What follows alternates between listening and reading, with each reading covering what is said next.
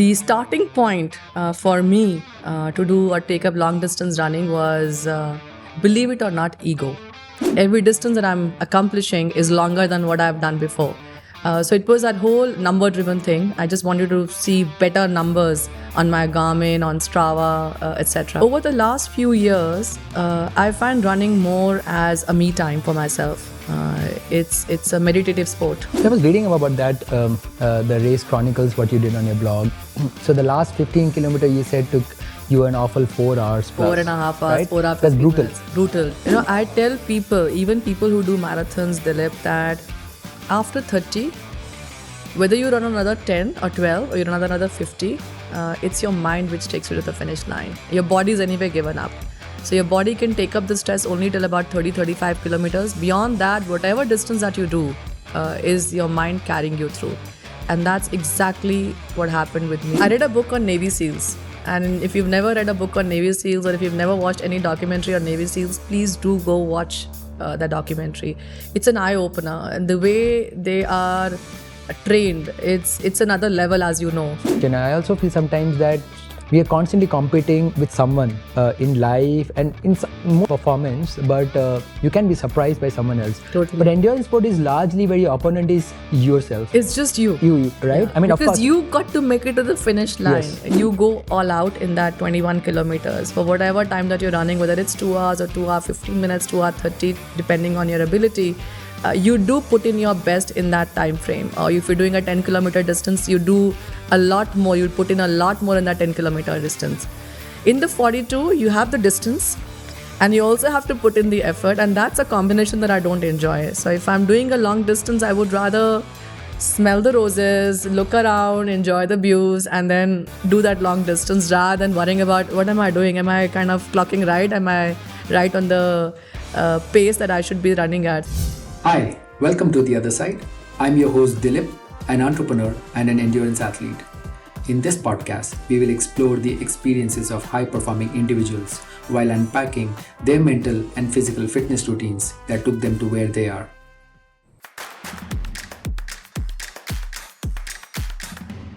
Hi, welcome back to another new episode of the podcast. Today's guest is Rashmi Mohanty. She is currently the Chief Financial Officer of SBI Credit Cards, a mother of two, an ultramarathoner, someone who runs 100 kilometers and beyond for an endurance events. There's a lot to unpack and explore Rashmi's other side. Let's get on to the podcast. This podcast is supported by the good folks at Rainmatter Health. It's an initiative to invest and support entrepreneurs building solutions in the health and fitness category. So if you're building a startup, please reach out. They would be happy to help you. All right, Rashmi, thank you. I was expecting you to be on your Garmin and your running shoes, so that's quite a surprise. You're not in. That's the non-running me that you're seeing me today. That's a rare Rare right? sight, yeah. Rare sight if I'm meeting a runner. Yeah, okay. So on that note, let's get started. Rashmi, thank you for taking time to sit with me. It's an honor. It's a pleasure. I was telling you, I have this curiosity to always know this unique other side of interesting people, and you came across to be one very interesting character. Thank you. So my job is to unpack and explore a lot of that other side of yours, and you got to help me doing that. But thank you for taking time. I'll keep a few things away still, you know. Yeah. I hope I'm permitted to do that. Of course, but it's my job to get as much as possible. As you can. Peel the onion. Of course. So, you have a very busy schedule. So thank you for sitting with me. So before I really get into the trenches of knowing you more, you've had a very classic upbringing, gone to the best engineering school, gone to perhaps one of the finest management schools in the country, had a very accomplished corporate career. When people tell you that ye running shunning and ye marathon method mein kya rakha hai, kyun karti ho, what do you tell them? Honestly, I've thought about it a couple of times myself as to why I do it. And there have been reasons along the journey as to why I do it. When I started running, so I've been an athlete all my life. I used to do sprints in school. I used to do 100 meter, 200 meter runs. My friend will still remember that in college, there was nobody to participate in an 800 meter run. He made me do that. By the third round, he was running alongside me, telling me, "You are the third girl, Rashmi. If you just finish this run, you get a bronze medal, and it's going to get us a medal for the stream that I was, studying in the college."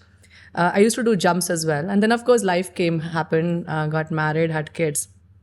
And the starting point for me to do or take up long distance running was, believe it or not, ego. There was this one fine day when my youngest sister, who used to be a couch potato, called me up and she said, I'm going to Pondicherry for a half marathon. And you will not believe me when I say that I did not even know what a half marathon was. So I asked her, I said, what is half marathon? And she said, 21 kilometers. I said, have you gone nuts? Must be crazy. And she said, I've finished an 18-kilometer run just last Sunday as a last long practice run. That hit me. I said, look at this girl. She used to be the couch potato, and as a child. I'm the one who's gotten all the medals which have been decorated by my parents in the drawing room, and everybody comes and looks at them and says, wow, what a thing. And here she is, beaten me to the whole thing by saying, and she's going to do a 21 kilometer. The very next day, I went out for a run. I did about 5 or 6 kilometers. We didn't have Garmin at that point in time, so I had no idea of distance. But I don't remember that app now, but there was this app where you could just measure the distance, where you could put point to point and get the distance. And I realized I must have done about 5 or 6 kilometers at that point in time. And so that's how I started. So it was ego which got me to take up long distance running. But over the years, there have been reasons where I've continued running. There was a time when it was more about numbers. It was about seeing that every run that I'm doing is faster than the one that I've done before. It was about seeing that every distance that I'm accomplishing is longer than what I've done before. So it was that whole number-driven thing. I just wanted to see better numbers on my Garmin, on Strava, etc. But over the last few years, I find running more as a me time for myself. It's a meditative sport. It's a time when you're just free from everything else. I leave my phone back home when I go for a run. So there are no pings happening on WhatsApp. There is nobody calling me. And there is this time where I can just be myself. I can think about what I'm doing, what the day is going to unfold. What have I done in the last few days? What is it that I need to? I reflect on a lot of those things. So it's just become that activity which keeps me sane. And I tell people, the crazy distances that I do is what keeps me sane, and that's really a reality. Yeah. So. Talking about crazy distances, we got to walk a distance to get there. But when people know you're a runner, what is the most common questions you have seen people coming up and asking you when they know that you are a runner? So there are two things they ask me. One, which is a very logical question for them to ask, how do I get the time to do it? Okay. And the second one they asked me, and this is as recent as last week. I was in Goa for a batch reunion. And I was meeting a few of them after a very long time, or maybe actually straight after campus. But they'd read about my accomplishments as a runner. They're known as to the fact that I do long distance running. And there were lots of them who came and said, I've been told running ruins your knees. Isn't it so? Your knees are all okay. So those are the two very common things that I get asked. Knees tic-tac hai? Yeah. And the other one is, how do you get time? How do I make time to do these training runs? How do I get time to go do these long distance runs, etc.? So there is this whole curiosity angle to it. Yeah. There is this whole awe angle to it, which probably gets that question from them. Yeah. So we got to unpack, of course, the time bit, because that's where I think much of the essence is in how do you balance that. And I know you're not a fan of the word balance, so we got to look at that. And of course, knees. I mean, I wish we could do some jumping jacks or high knees. I know, serious, just to tell them that, the knees are all perfect, 13, yes, 15, 14 years of running and everything's perfect and fine. Of course. That reminds me, what was your run this weekend? I know you've been traveling over the weekend, so when you were at home, what was your run? Actually, this Sunday and the Saturday were a little lazy for me, so I haven't run. But yeah, I've been, honestly, I've actually been off running for the last couple of months. I got COVID, and one of the things that I've realized that you also have to look after your body before you kind of start thinking about the numbers on the screen. And COVID kind of puts you down a little in terms of your lung capacity and your heart, the way your heart functions. And so I've been a little slow. I've just gotten back to doing about 15, 16 kilometers now again. And that's how I'm building up my base. Yeah. I mean, of course, 16 kilometers is way too slow and little for someone who has done 160 kilometers. Yeah, I know. And I So- tell people I've done only 16 and they're like, only 16? Yeah, of course, that should either be a part of your warm up to a longer run. But so tell me, so a child or a kid in the early days has been very athletic, very rare and unusual character of an Indian, middle class child in athletics specifically. Gone into college, done a bit of sports there. Uh, do you find those patterns which makes everything stop, which happened to you in your case, which stopped you? These are common patterns happens to everyone, or was it something unique in you which which made everything stall and no athletics, no sports all of a sudden? I would think, and given what I've seen in friends and family, I think it's a very common pattern, Dilip. You do have time for a lot of things as you're growing up, and just remember, we come from an era when there were no phones, there were no gadgets to keep us engaged. So the only activity that we had was the physical activity outdoors. So it wasn't just in school, but even at home, I was a very active kid. We used to have the groups in our colony where I used to stay. We used to play volleyball, we used to play badminton, we used to play kabaddi, and lots of other games. So as a child, at that point in time, it was very natural for us to do a lot of physical activity. So I'm talking about my era, and that's what I can talk about as to what I've seen with friends and family, and that continued till college. But then I guess everybody just gets consumed by what is priority for them. I finished my PGP from IIM Bangalore, took up a job, and in that whole process of settling down in a new job in a new city, I am from Delhi. I did my postgrad from Bangalore, and I took up my first job in Mumbai. And Mumbai is not a very easy to settle down in. It takes time, and a new job, a new city, and somewhere all of that physical activity just was put aside. Then I moved back to Delhi, and I've been in Delhi NCR ever since. But then I got married, and so again settling down, making sure that you're getting the house done up right, you're taking care of your family members. All of that kind of takes up your time. I did try and stay active by doing some walks once or twice a week. But that whole zeal of continuing with athletics or continuing to be fit by way of very active sports just took a backseat. And I don't think it's something that is unique to me. I think all of us go through these cycles. And I can tell you that it's not just that after I've taken up running, there have been periods even after I've taken up running where you do put running at the back seat.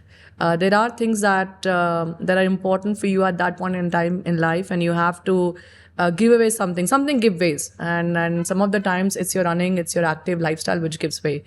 So it's very natural. But what is important is for you to bounce back. I've seen that every time I want to bounce back, it takes a lot of effort. It takes a lot of effort not just to run and to build that base. It takes an effort to get back into that routine and that discipline. So that waking up in the morning becomes a challenge.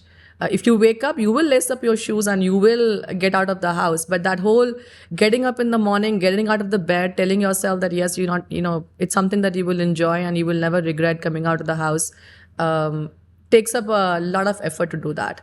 And but it's quite natural for every one of us to have these periods, have these phases in your life where something else takes priority, something else becomes important. So as you're going through those moments where some call it balance, they got to figure it out how to balance all. I think for most people who are able to crack it, it's priority. And as you were going through those moments of priority, and you said it was one of those ego moments, right?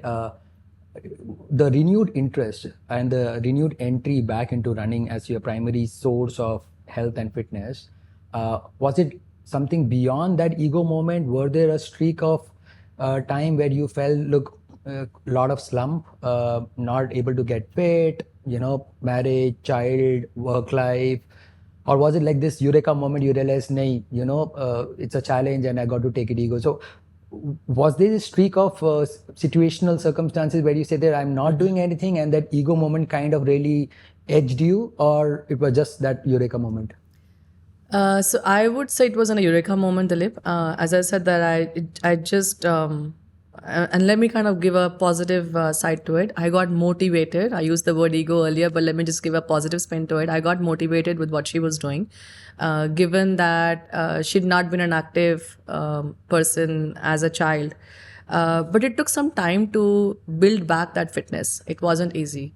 And I can tell you one thing which I would tell all new runners is that every time you take up a new hobby, and that's not just for running, but more importantly for running, is that in that eagerness to do more and to prove yourself, you sometimes become stupid. I did the same thing.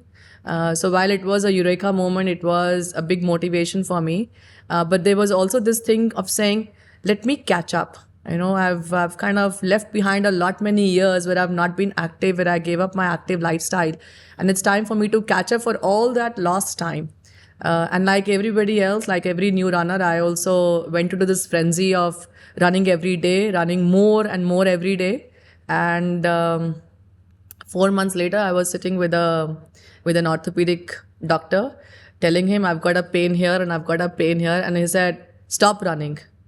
That is the moment where I said, I cannot do that. I love this thing a lot more than making this, letting this injury or these pains in my body make me stop doing that. And which is where I realized that it has to be done in moderation. It has to be done with a proper plan. And it was something that I'd like to continue doing forever, for as long as I want to and I can. And I'll have to look after my body if I want to do that. Yeah, as you were speaking, I was kind of thinking it's funny and weird both, right? Sometimes overkill and overdoing something can totally kill both your passion and perhaps anything you're pursuing in life. So true. Same happens as in your personal life, in your work.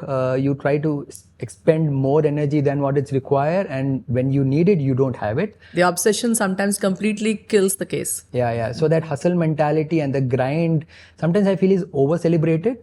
Perhaps what required is just to be slow, steady, and maybe look at consistency and longevity than, that over the weekend, high performance, because that's just not going to get you that long term. So then let me share with you as to what happened exactly. So this was February of 2010 when I first laced up my shoes and I got out of the house and I ran on the road for the very first time. And I was at the doctor's, I think in June of that year or May of that year. So just 3-4 months into running, and I was at the orthopedic doctor's clinic asking him and telling him and, making all kinds of noises every time he would touch the heel and the ankle. And that's when I realized I got to take it slow. I did my first half marathon in August of that year. It took me 3 hours. And I wasn't chasing any time. I didn't want to prove anything to anybody. I just wanted to finish the run. And it took me 2 hours and 52 minutes to get to the finish line. But I was very happy. And I realized that if I can just stay a bit more consistent, have a plan in place and don't overdo things, it's something that I can actually keep doing for the rest of my life. And you know how they say that it's something which everything falls in place. And when I had that wisdom, I would say to think like that. I picked up a plan. I did my first Airtel Delhi half marathon. It used to be called Airtel Delhi half marathon in 2010 November. And by the time I reached the start line, I trained myself well. I was fit. There was a very strong woman standing at the start line, no niggles, no injuries. And I finished my first official, in a way, half marathon in 2 hours and 15 minutes. So 45 minutes completely cut from the first half marathon, just because I was sensible enough to follow a plan, not overdo it, not overkill it, not get caught in that frenzy of saying, let me do more and more and more. But be sensible about my approach to running and making it into a long-term kind of an activity for myself. Why was it important for you to establish this thinking that you got to do this for a long time? I just loved it. It just kind of, remember, look, when I started running, I was a mother to 2 toddlers. Okay. There was just so much going on in my life that every morning I would come out of the house, I would just love the freedom it gave me. It also meant I had to be back home to make sure I get them ready for school. But that 1.5 hours just gave me so much of freedom, and early morning hours when there's just no traffic on the roads and you're the only one running with yourself. That high was just too much. I would come back, and I still remember I would come back home and feel like a rock star. Oh my God, look what have I done? आज 10 kilometre भाग के आई हूँ.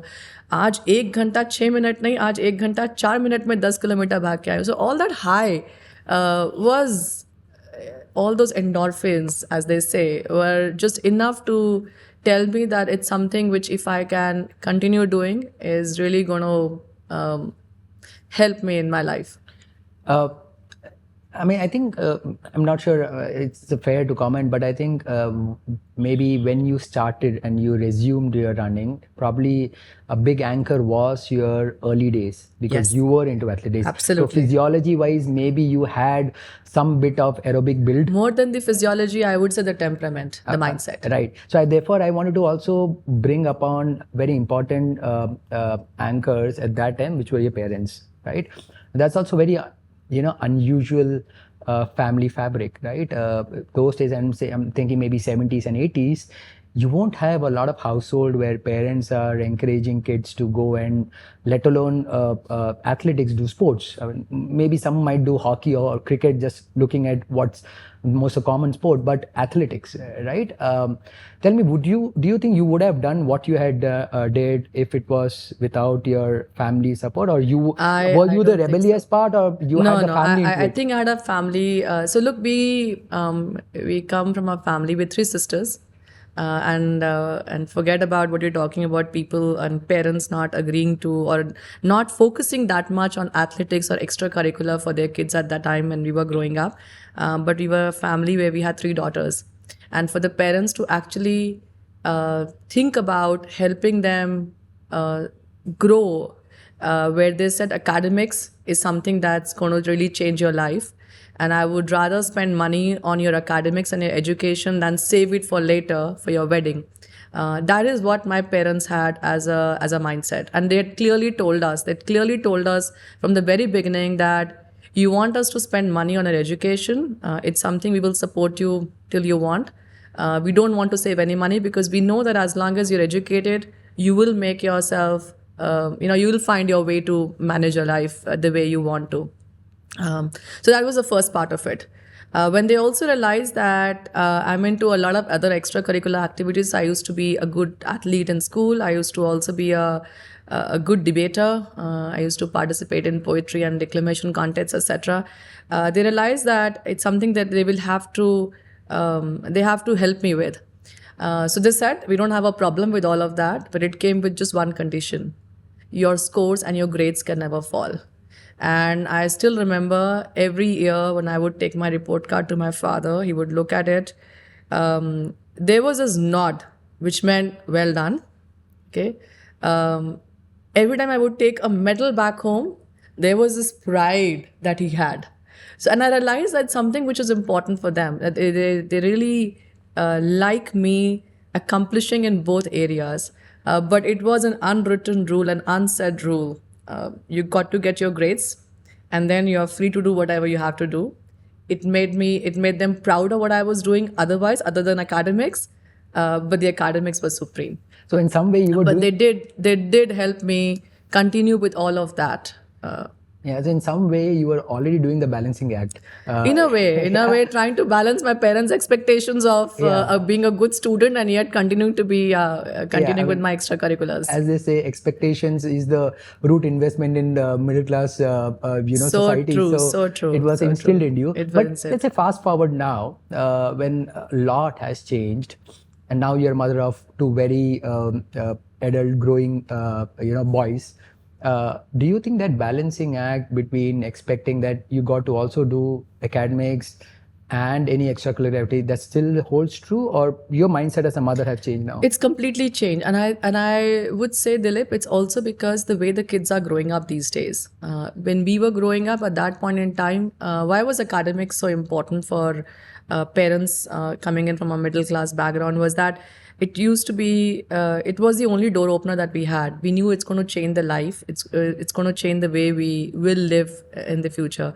I think kids these days have a lot more options. I'm surprised, honestly surprised, I would say, when a few of my son's friends came up and said, we'd like to pursue sports.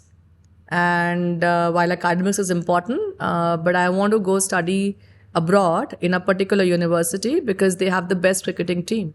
And if I can make it there and I can make it to the county cricket, it just will change the way I am right now. So I don't want to go down the path of academics, but I want to take up the sports as a path. I've got, it's interesting when you've got kids who are in their late teens and they are thinking about what they want to do in life. And it's very interesting to see and have these conversations with them where one of them wants to be in the music industry. It's not an easy world. It's not that everyone who gets in there makes it to the chart busters and then into the top league. But the mindset as a society has changed quite a lot. So as a mother, for me, what's important is that they should be active. I'm very happy that both of them have one or the other sport that they are good in, they enjoy. So my elder one is a soccer player, not really a very exceptional player, but yeah, he is in the college league where he's studying. He plays with his friends. He plays well, and he enjoys playing soccer. The younger one's a tennis player. So I'm very happy that they are active, they're into some active sports, but it's not a necessary condition that they can play sports only because they're going to be good in their studies. I think that whole necessary condition's gone away completely. Yeah. No, so since you brought that kids are already into some form of sport, and I'm sure it's also seeding the basic tenets of staying fit and healthy early on. Now, when you see people around you in your network, could be family, friends, colleagues, do you think for your kids, it was natural for them to pick on any of the sports because they're seeing their mom, their dad getting into some kind of sport, in your case running from quite long, in comparison to others where maybe the parent is not active or perhaps pursuing not an active lifestyle and the kids are not? Do you see in terms of grading, was it easier on I would like to believe that. So as I said, I started running when my kids were toddlers. My husband plays tennis and is quite a regular there on the tennis court, especially on the weekends. So my boys were used to not seeing us in the mornings on a Saturday, on a Sunday. And they knew we were out there somewhere doing what we enjoy doing. I was out there running, he was out there playing tennis with his friends. And so I would like to believe that somewhere the way our lives were at that point in time, that seed must have gotten, instilled, or that thought must have gotten instilled. Although it was not intentional. It wasn't intentional, but it just so happened that they realized that their parents love doing what they're doing. And maybe somewhere they picked up some of those things unknowingly, and that's helped them take up these sports. Yeah. So now it's established you're a runner. So, and you're a finance professional, right? So numbers and data comes very naturally to you. Absolutely. So let's run through numbers now. Because you're a runner, do you have any count of how many marathons you have done so far? I've lost count. Lost count? Lost count. That speaks volume. No, I've lost count of the number of half marathons. I think marathons probably I can still count because marathon is not my favorite distance. Sure. Let me tell you that. It goes beyond that. Yeah, I like to go beyond that. Yeah. And therefore, I think I can count the number of marathons I would have done, probably 9 or 10. Okay. Because I graduated, and I'll use the word graduated, from a half marathon into a marathon, and I suddenly realized it's not a distance that I enjoy doing. Yeah. So when most people kind of hang their boots when they reach marathon, you basically change your shoes, and it's about time for you to move beyond. Absolutely, and that's exactly what I did. It's more like a warm-up distance for me. So I like the half marathon or a 10 kilometer because you go all out in that 21 kilometers for whatever time that you're running, whether it's 2 hours or 2 hours 15 minutes, 2 hours 30, depending on your ability. You do put in your best in that time frame. Or if you're doing a 10 kilometer distance, you do a lot more. You put in a lot more in that 10 kilometer distance. In the 42, you have the distance and you also have to put in the effort. And that's a combination that I don't enjoy. So if I'm doing a long distance, I would rather smell the roses, look around, enjoy the views, and then do that long distance rather than worrying about what am I doing? Am I kind of clocking right? Am I right on the pace that I should be running at. So it's not a distance that I enjoy at all. Right. I've done a few city marathons. As I said, I have about 8-9 of them, but it's not my preferred distance at all. Right. So I'm not going to talk about speed, pace, but just because we are talking numbers, let's talk about what's your numbers in terms of marathon. What's your fastest or your personal So my best? fastest has been a 4 hours 6 minutes. 4 hours, 6 This was in 2016 Berlin. Long back. Long back. Yeah. I just did my second fastest in London last year, which was 4 hours and 14 minutes. Brilliant. Now, because we know marathon is a warm up for you, let's talk about numbers which are beyond marathon distance. How many 100 kilometers have you done? Oh my God. Okay, 100 plus distances, right? 100 or 100 more? 100 but I want to also kind of highlight it by 100 plus. It could be anything, but 160 because you might. Okay, I haven't yet done a miler yet. I haven't done a you miler. haven't done a I haven't 100 done a miler? 100 miler yet. It's an interesting story about how I DNF'd on my maiden 100 miler at 128 kilometers. Oh, that would be painful. Yeah, that was very painful. But I've done about 8-9 of 100 plus 100 odd kilometers. Yeah, 100-110 kind of things. All right. So at this moment, I want 8-9 to, of them. Yeah. yeah. So at this moment, I want to pause, and I kind of want to people who are listening or watching. Now, here's someone who is probably what in your mid 40s. How old I'm are you? 51. Wow. So, and most of your running has started post your mid 30s, 38. right? So your 100Ks might have come post 40s, basically. Yes, absolutely. Right. In the last 4 years, so I did my first 100K in Bangalore Okay. in 2017. That's when you did your course record. That's when I did my course record. My fastest 100K, which was 12 hours and 52 or 57 minutes Yeah. in Bangalore, in the Bangalore Ultra. Yeah. So 2017 is when I did my first Ultra, first 100K, not the first Ultra, but the first 100K. So that's what, about 5 years back. So I was 46. Tell me, Rashmi, that's an age where we got to also understand physiology, right? You're not perhaps at your best peak, right? When you're doing these 100-kilometer races, I don't know if it's an understatement to ask, but amongst all your 100 kilometers, 100 plus beyond races, which has been the most painful race, both mentally and physically for you so far? It's been the most painful, but yet the most beautiful race that I've done. I did 100 kilometers in Hong Kong on the Mackley Horse Trail. The total elevation for that run was 5,000 meters. It took me 26 hours to finish the race. I went in completely unprepared for that race. So I'd just done I'd done 100 kilometers in Bangalore, which is flat, 12 hours, 52 minutes. I knew it's going to be hilly, so I'd kind of budgeted about a 20-hour finish time for myself in Hong Kong. And I was actually there on a work trip. And I said, well, this race is going to be happening on the weekend and I'm going to be there. So why not, let's just do this 100-kilometer race. So I finished my work on a Friday. On the Saturday, collected my babe. On a Sunday morning at 8 a.m., I was at the start line of this race called Rebel Walker. It's a point-to-point race. So the Mackley Horse Trail actually has 10 sections. And you run across all the 10 sections in this 100-kilometer.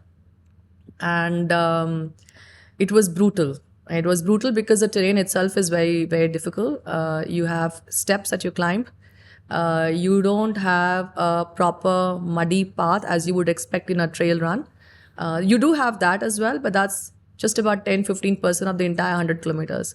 So almost about 75-80 kilometers is pure technical trail, which is either steps or you will have these rugged paths where you'll have stones, you'll have these big roots of, very old trees which are there. And I went in completely unprepared, thinking it's a trail run. What if it's 5,000 meters? I'll take about 20 hours to finish it and let's go do it. And I'll tell you the gear failures that happened with me. Just before the race, I'd bought these walking poles to help me climb the inclines. And in that overconfidence, I said, I don't think I need these walking poles. What am I going to be doing with it? And I just left them at home. And how many 100Ks, by the way, have you done till then? Just one. One, okay. The flat one in Bangalore. Okay. So was it under preparation or overconfidence? Both. Okay. Both. It was both combined. I hadn't trained for the hills and overconfidence because I was on a big high with that course record in Bangalore Ultra, and I said, I can do anything. And I did have a ball, by the way. It's a beautiful trail. So if you ever get a chance to run on that trail, it's a beautiful trail. I still look at some of those pictures and I wonder, as to how did I finally manage to do it. At the 80th kilometer, there's a hill, and there's a hill which has steps. You will not believe me when I say I used to climb 5 steps, take rest, climb another 5, take rest, because by the 80th kilometer, I was totally done. The only thing that I knew, I have to finish it somehow or the other, because the cutoff was very liberal. The cutoff was about, I think, 30 hours or 32 hours, I forget. So I knew even if I just crawl, somewhere in the afternoon, I would make it to the finish line. I had a flight that evening. So the only thing that was playing on my mind was that I have to finish the run and I have to catch that flight that very evening. And but I crawled through that hill. I managed to kind of reach the peak. I looked down and it was the most beautiful sight I've ever seen. It was about 6:30 in the morning, so the sun had just come out and I was at the peak, and there was, it wasn't a valley, but you could see the grasslands down below, the trees down below, and it was just beautiful. And that gave me the strength to then continue and say, I can actually get to the hotel, take a shower, get fresh, and then I have enough time to have my food and make it to the flight back home. But that's the most brutal that I've done and the most beautiful that I've done. I was reading about that, the race chronicles, what you did on your blog.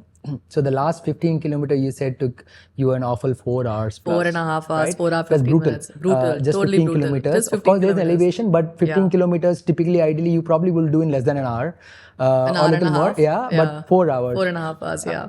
Tell me at that moment, it's beyond physical strength, it's beyond nutrition, beyond physical it's strength. beyond hydration, right? What do you think were your toolkits at that moment which made you kind of crawl I back tell and finish? people, even people who do marathons, Dilip, that after 30, whether you run another 10 or 12 or you run another 50, it's your mind which takes you to the finish line. Your body's anyway given up. So your body can take up the stress only till about 30, 35 kilometers. Beyond that, whatever distance that you do is your mind carrying you through. And that's exactly what happened with me. And that's exactly what happens with me with each and every race. It's a fight between the body and the mind. Most of the times, the mind wins. There have been 2 DNFs that I'm not very happy about, and I can share that later as well. And that's where the mind gave up. But it's the mind which carries you through. There is nothing else. The body cannot carry you through. You got to make sure that your body is in a, what should I call, in a normal base condition. That you're feeding it well, you're hydrating well. You're resting enough if you have to. As I said, I was taking 5 steps, was resting, 5 more steps resting. But beyond that, there is nothing that you can do with your body at that point in time. That's it. You can just fuel it, you can hydrate, you can give it rest if it's required, but it's the mind which will carry you through. So often what I have seen, and I have not graduated yet to a distance of beyond marathon, I'm still, if I may call a noob, who is still stuck to marathon. So my longest is a marathon distance. But of course, I can relate to what you're saying is that, yes, 32 kilometers is where I have felt that the body starts giving up. It starts breaking. It starts breaking. And then and as they say that, I mean, the race starts only after 32 kilometers, absolutely, right? Yeah. And that 10 kilometer feels as dreaded as the entire 42 kilometers, right? Totally. It's very painful. Yeah. Now, there are 2 things which I have always felt for those 10 kilometers. One is positive manifestation, right? Totally. Second is not allowing negative thoughts seed in. So you got to channelize both separately. I want to go back to your moment. There's a third thing as well. Yeah. Let me take that up first before I talk about positive manifestations, which is the most difficult of the 3 things. But let me pick up the third one first, which is you got to break your entire distance that's remaining into smaller goals. Yeah, tactical. It's always 8 station to 8 station. Yeah. So even in that race or even in the other races that I've done so far, beyond a 25, beyond a 30 kilometer, the planning is always, let me get to the next 8 station. Let me get to the next tree. Let me get to that pole. So it's always about that. And I think as long as you can break the entire big problem of yours into those smaller things, it just helps you get there. Because, there's another trick about it. So this is what I do. Let's say if I put a pole which is about 400 meters, 300 meters away from me as my goal, that I got to run up till there. I would run an extra 50 meters. And that high that gives me, hey, look, I did more than what I had planned and what I had aimed for, is big enough for you to just keep making you go, continuing to go and do the distance. So, and that's something which has helped me big time, not just in my long distance races, but even in for a half marathon distance, even for a 10 kilometer as well. Saying, I'm going to speed up and I'm going to be at this particular pace up till that tree. I'll go a little beyond that tree. I'll say, hey, look, I did more than what I had aimed for. Pick up speed again, and then pick up another goal, pick up another tree or a landmark and say, I'm going to run up till here.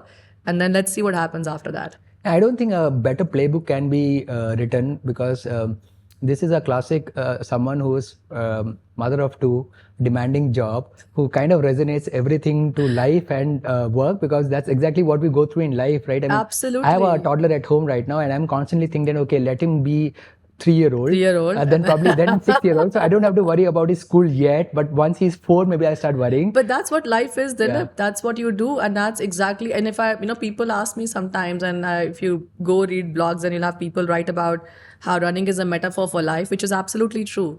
And if people ask me what has been your biggest lesson from running, of course fitness, of course positive mindset, of course all of these things. But I tell people the positive mindset and the fact that you can do away with negative thoughts is nothing but because you're able to see your problems in smaller parts. And if you can break that bigger problem into smaller parts, your mind automatically becomes positive, because then you don't have this big thing looming over you and you're worrying about a very large, big problem that you have to solve for. It's a small thing that you have to solve for. As you said, it's tactical, but that's what works in the end. Yeah. So that, as I said, I interrupted you there, but that's the start point of how do you have a positive mindset? How do you give away and do away with the negative thoughts that come and cross your mind? Because now I'm not thinking about that I've got to do the next 30 kilometers or a 40 kilometer. My mind is about, can I do the next 5? Yes, you can, Rashmi. You've done it. Absolutely wonderful. Clap for yourself and go ahead.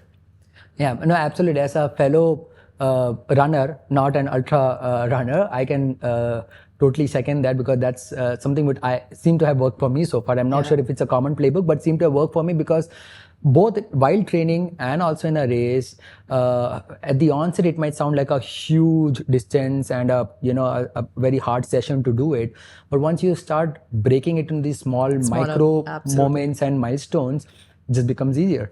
And then, of course, tactically you can say that, okay, don't go very fast in the first, build up your pace in the second, and you can then have go a further. plan for each of those phases. You can have a plan. So like when I do ultra distances and I'm running long distances, you can't just keep running for the entire distance, but you can't even keep walking for the entire distance. So you do have a plan, and it could be different for each phase. I'm going to run from here till there.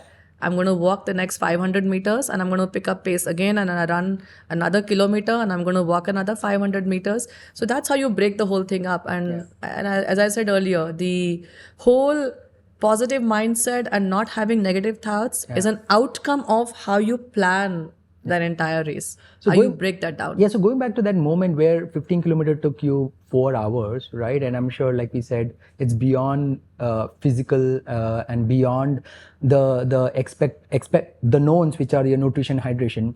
And we were talking about positive channelization and this negative emotion, which are two different aspects, right? At that moment, this everything which is kind of passing through your mind, kids at home, partner, demanding office, email to get to, a boss, lot of stuff, right?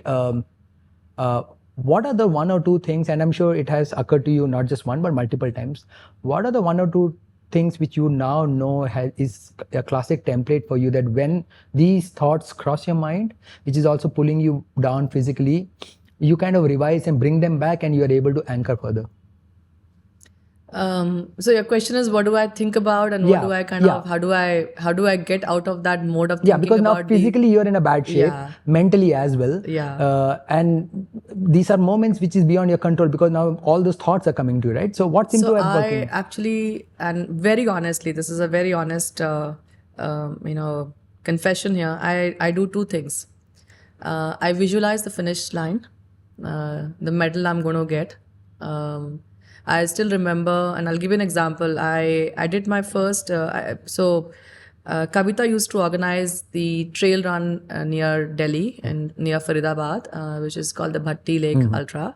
I did my first ultra there, the 80-kilometer run. And This is what year? 2010? this was 2013. Okay. So my first ultra, the first ultra, which is anything above a 42, was in Bangalore again, the Bangalore Ultra. Yeah. That was in 2012. Okay. And then 2013, I did my 80 kilometers at Bhatti Lake Ultra. And that was actually to test myself that can I go for comrades. And I did my first comrades in 2014 and I did a back-to-back in 2015. So 2014, I did my first comrades. I went back to Bhatti Lake Ultra because I wanted to again test myself. Am I ready for the back-to-back in 2015?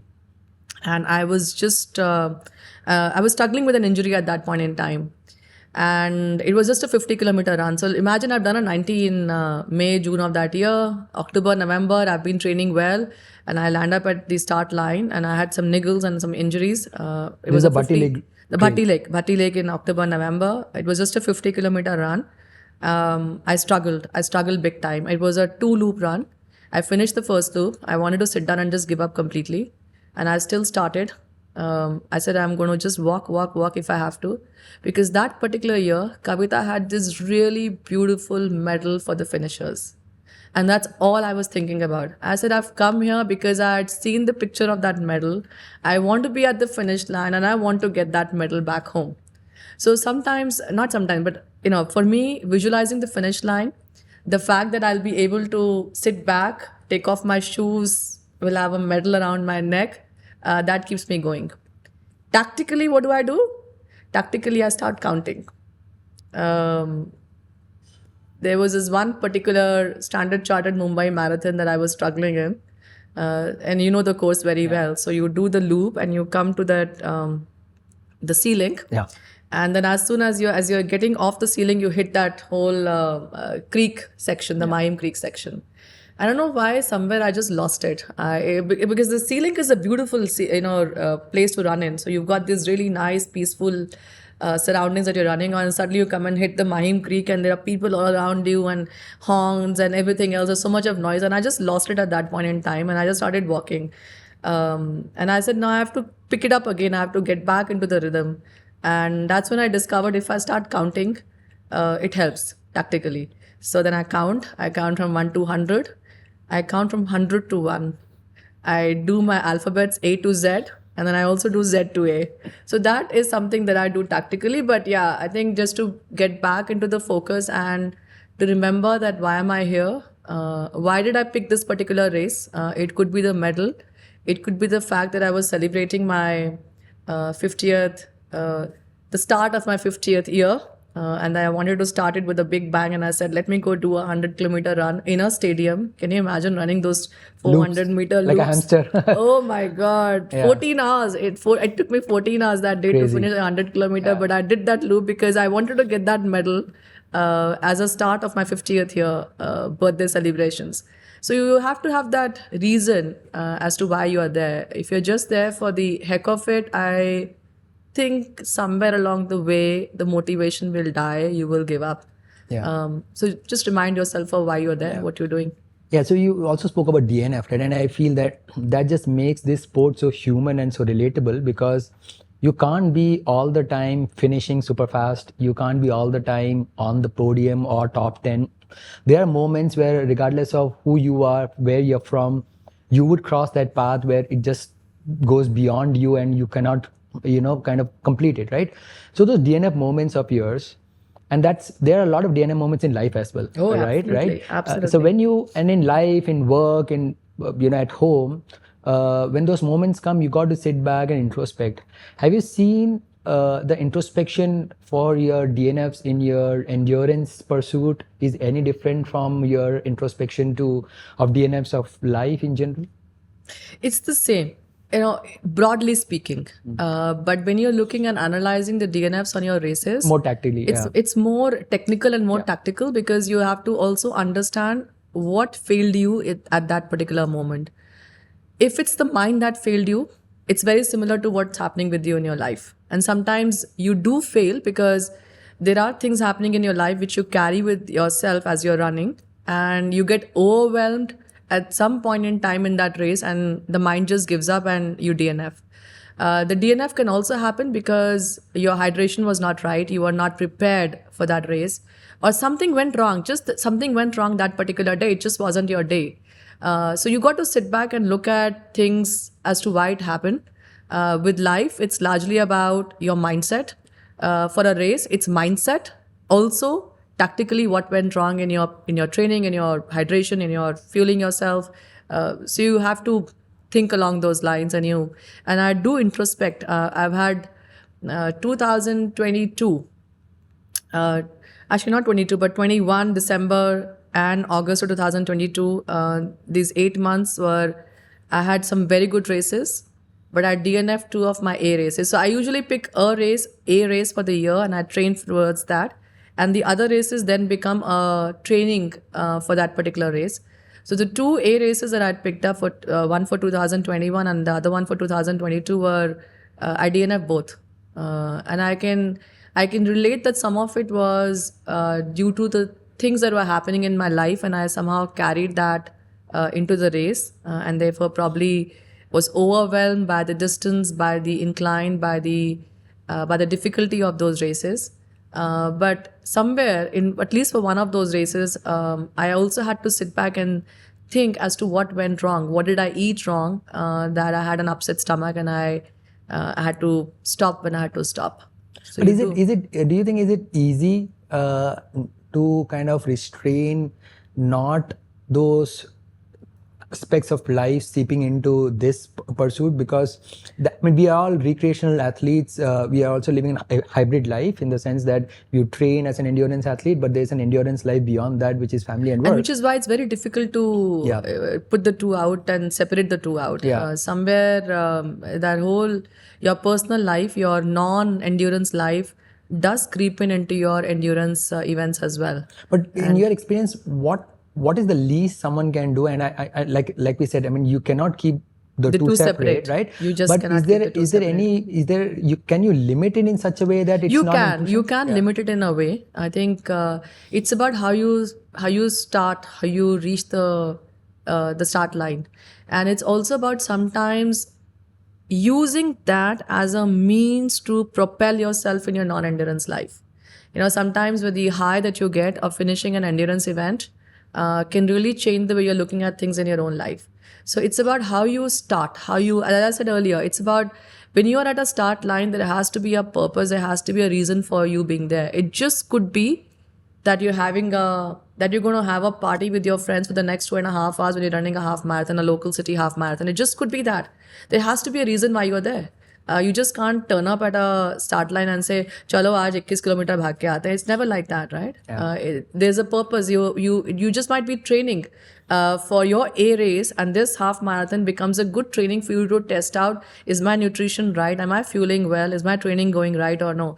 So there has to be a reason, and as long as if you have that reason, and you start with that purpose, and somewhere along the way you know that you're kind of getting what you want from this race or from this event, it can really help you in your non-endurance life. You will see that the highs that you get in these events, you come back, and the way you look at things in your family with your kids, it just changes. Your view just changes. Your viewpoint completely changes.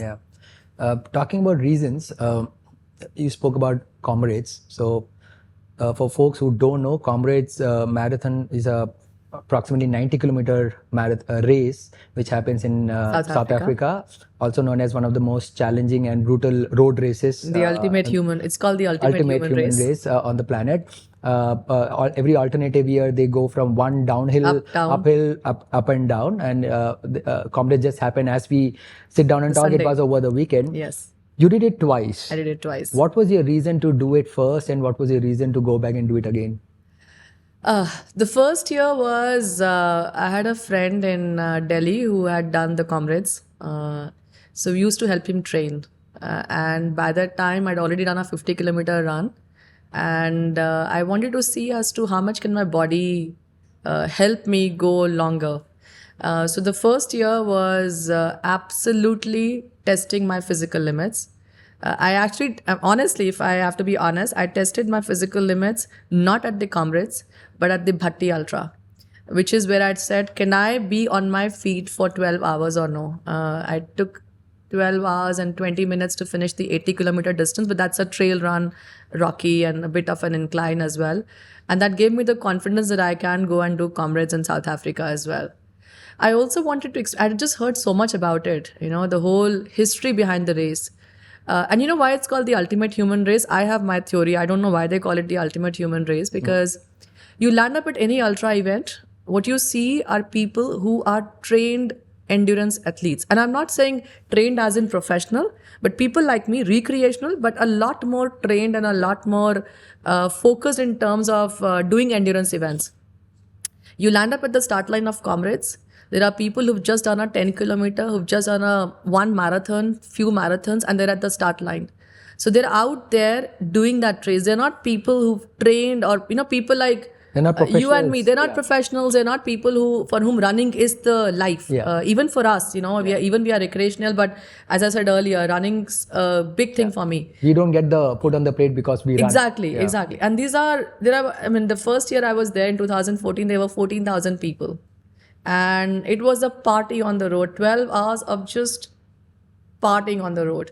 And so I just wanted to test my physical limit, and that was the reason why I went there the first time. The second time was greed.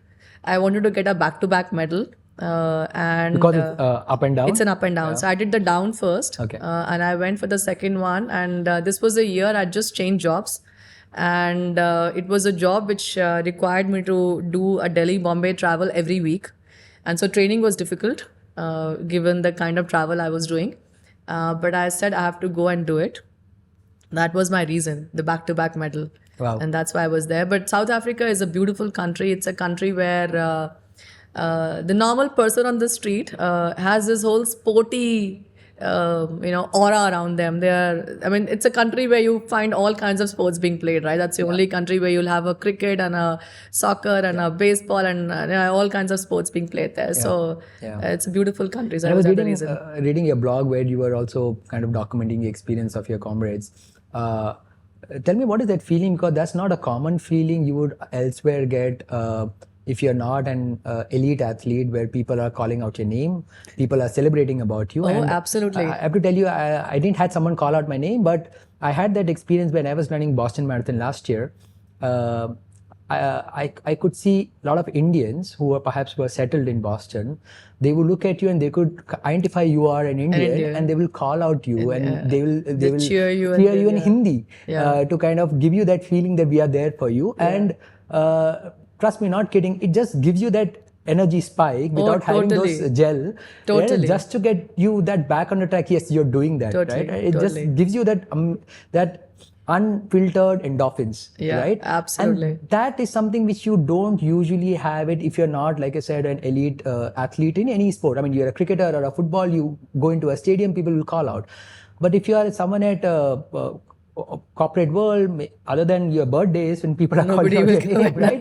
People are not chanting and cheering for you, right? True, so true. How was that experience for you when people are calling out you? It was amazing. So this was my first comrade, which was a down run, Pietermaritzburg to Durban. And as you hit the outskirts of Durban, there's a huge South Asian population which lives there. And it was just amazing the way people turned up. And you have to believe it that the race starts at 5 in the morning. And there's a huge crowd lined up at 5 in the morning. There's not a stretch in that whole route where you will not find people. So it's like, as I said, a party on the road for those 12 hours. But as soon as you hit Durban, there's this whole South Asian community which is living outside of Durban. And they turn up and they'll have these sandwiches, they'll have eggs, boiled eggs, they'll have potatoes, they'll have Coke. And what they call as Indian mehman nawazi, aap aaye hai to kha ke jayenge. They'll force feed you. Nahi, sister, you have to have this. I had a gentleman who ran with me for almost like 500 meters because I said, look, I can't stop. I will not stop. So he said, no, doesn't matter. He was running alongside me, carrying a sandwich for me. And I kept having it and I kept handing it back to him. But it's a different feeling altogether. I think the camaraderie, and it's not just the crowd, it's not just the people on the roads who are there cheering for you. It's people who are running alongside you. Some of the most beautiful stories are stories at the finish line of comrades. If you ever get to see the last 15-20 minutes, it's a difficult race, I agree, because it's hilly, you have to go up down, there is an incline, not that much, it's about 1,000 meters in a 90 kilometers, so there isn't much. But yeah, for people who are just like you and me, to go do that run, it can become a little difficult rolling, as well. It's a rolling kind of a thing. But the brutal part is that if you cross the finish line, even 1 second after the 12-hour cutoff, you don't get the medal. And you have to see the last 15-20 minutes of that race when people enter the stadium and they're doing that last lap and they're trying to get to the finish line. How many people will put away their medal and they will help their fellow runners who are not being able to run or walk to help them cross the finish line? Typically, in any other sport, they're very, every sport is competitive, I know that, and even as a run, you do try and beat the person that the fellow runner that you're running with, but it's one of those, ultra distance and ultra running is something that I've seen where people will stop, they will let go of their races, they will let go of their timings, and they will help you for whatever you need at that point in time.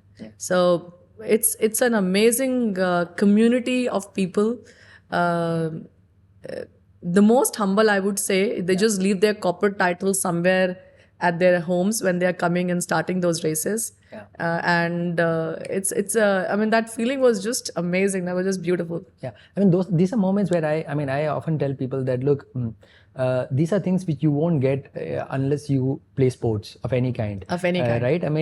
These are moments which you perhaps can only not experience, but you can only be a spectator if you're watching something when people, but if you go to experience it, get that end of it, you have to be there on the ground. You have to do it. Because like they say, money can't buy happiness, but nothing can buy these moments, right? You absolutely. Got to, unless you are there on the ground and you're doing it, you will never get to experience these feelings. And that's one reason, regardless of your gender, your age category, you got to keep playing some form of sport, because the highs and the takeaways are beyond just fitness. Let me just, because you mentioned gender, let me also kind of just really, share with you another thing about how did I continue running. So I did lace up my shoes, I started running, and at that point in time we didn't have phones having WhatsApp, etc. So we had Google group. So I joined the local running Google group where they used to put out posts saying 6 a.m. at this particular park, 5:30 a.m. at Leisure Valley Park, and turn up there. I used to participate on the Google group, giving comments, but I never used to turn up. And then one fine day, I met one of the runners at a mall when I was buying my shoes, and he said, "You're buying your shoes, but we never see you run. You never join us for the runs." And I said, "Okay, fine, I'll join you this weekend." And I landed up, at the starting point at whatever time they had said. I was the only women runner. I was the only women runner in a group of 15, 16 men for a very, very, very long time. And the only reason I've been able to continue, or at least, where I did not find, or at least, the initial years when I could have easily given up, is because these people, these guys kept me motivated. They made sure that if I was slow, there was somebody running with me. If I was running longer, there was somebody who would continue to run with me. If I was running fast, there was somebody with me in the front running with me. If I was training for my first half marathon, or I was training for my first ultra, 2012, I did my first 50 kilometer at Bangalore. There was somebody running with me, helping me train for that run. So I owe a lot to the men in this running community. And I think it's not just me. I'm sure every women runner would say that as well. You do get inspired. So I have a lot of women who've come up to me and told me that, Rashmi, you inspired us because we saw you running, because we know that you are a full-time professional and you still were able to take time out with kids, with family, with work, and do this kind of crazy stuff. It's motivated us, it's inspired us. But I'm sure that I'll always tell you that there are these men in this running community who've helped them get there, helped them train, be there, make them feel safe. And Delhi is not, and Gurgaon is not a place where you can go run alone in the morning. Yeah. So I owe everything of my running achievements to that gang. No, thank you. Thank you for all the good men and folks in that group who made you who you are right now. So if you're listening and watching, thank you and cheers to all of you. To your previous point also, right? I mean, that feeling of having that competition. I also feel sometimes that we are constantly competing with someone in life and in most of the other sports. So playing cricket, football, the unknowns are your competition. No matter how prepared you are, you don't know how your competition is prepared. So you might be at your best performance, but you can be surprised by someone else. Totally. But endurance sport is largely where your opponent is yourself. It's just you. You right? Yeah. I mean, because of course, you got to make it to the finish line. Yes. Exactly. I mean, of course, at the elite level is different because you are competing, but that's less than 5% of the population. True. For a majority of the population like us, it's basically that inner self, which is the your primary opponent, right? He or she can pull you down or he or she can really help you accelerate and get you to the podium, right? So, and that's exactly sometimes what we always forget, that in life also, it's just that inner self, right? Because we are constantly competing with your colleague or someone in life, and we forget we're always keeping others as a reference point. We're always benchmarking ourselves to the others. So true. That's what we do. It's important that why are we doing that? Why are we doing that? Right? So true. Yeah. So what you do is physically very demanding, right? I want to kind of break it down further. In a typical race season, and if it's a marathon, probably I can chip in, but it's a unknown territory too for me, because your for a 100-kilometer race, your 40 kilometers should be, like we said, it's a warm up for you. So for a typical 100-kilometer race, when you have a calendar, how does your day span out? What's your fabric of a typical day when you are in your training season? Okay, so there are a couple of things that I'm very, very disciplined about when I'm training for a long distance like 100-kilometer. Number one, I do control my diet. So all the unnecessary alcohol, sweets, they all go out of the window. I'm not a very fussy eater, and I don't go on diet plans either. But I do enjoy everything that I eat, but everything then becomes in a moderation. There's a lot more focus on the diet, so a lot more proteins, even if it's things like, I hate protein shakes, by the way, but I do consume that in the training season. So that's one. So diet becomes very important. I do take up a plan and make sure that I follow the plan, but given the travel, given the hectic work schedule, I let the plan be a bit flexible in terms of the days that I'm doing it. I usually break up my training into 3 parts. One is the base building, and I start afresh. Every time I'm starting training for a race, I start afresh. I hate going to the gym, but then I do, at least in my mind, I tell myself, yes, I've done enough strength training. Whether I've done it or no, that's a different story. I know my friends will tell me I don't do any strength training, but in my mind, some squats, some push-ups, a few visits to the gym, and I feel as if I've done my bit for the strength training or the base building part, but I do start slow. I have to tell you, sorry, I've not met a single runner who has this gym. hate and love relationship with strength and gym. I don't know why they always have that some weird relationship with gym. Absolutely, So that's the second thing that I kind of the way I break up the training season. One is the base building, of course, and one is the one where you kind of go all out, have a very high mileage pace, and then of course a taper where you kind of slow down a little. The third thing that I do, or the third thing that is important, is how do my days look like? So a typical week, if I'm training for 100-kilometer, I would have a lot of weeks where I will do 100 or 100 plus mileage, weekly mileage of 100 or 100 plus, because over a period of 5-6 days, I want my body to experience what 100-kilometer looks like. And given that I'm a full-time professional, I also have work to attend to. So it kind of becomes a double whammy. So you go do your runs, you go spend the entire day in office, come back, sleep, and again get up in the morning and go for your run. And so you just get used to running on tired legs, on a tired body. A typical weekend is very interesting. I am a great proponent of back-to-back runs. I know there are people who've got views about it, but I'm a great proponent of back-to-back runs, not fast runs. These are runs which are more time on feet. It could be distance as your goal, but more to get, as I said, make your body used to running when you're tired or walking when you're tired. So a typical weekend would look like a 35 kilometer on a Saturday morning, top it up with another 5 to 10 in the evening, do another long run on Sunday morning, 25, 30, 35, whatever I can do. If I have the energy, do another 5 to 7 in the evening on Sunday. So the Saturday, Sunday together become the big mileage days for me. Yeah. And the weekdays, I would keep it light. I would do my speed runs. I would do my tempo runs just to get that speed. But that's how the typical week looks like. But very important, I'm a big believer in power naps. So if I'm getting up in the morning and I will go for my run, and I do that even now. So it's whether it's training season or no, I do that even on a normal kind of a time as well. I will, before I go to work, take a 20-minute power nap. And I've had people who've come and told me, hota nahi hai, how can you sleep in 20 minutes? And you know where I picked it up from? I read a book on Navy SEALs. And if you've never read a book on Navy SEALs, or if you've never watched any documentary on Navy SEALs, please do go watch that documentary. It's an eye-opener. And the way they are trained, it's another level, as you know. Sure. And you don't have to train like them, because you're not going to become Navy SEALs, right? But pick up things from how they are trained. And I've picked up 4 or 5 things from their training regime in terms of how they are exposed to really very extreme conditions.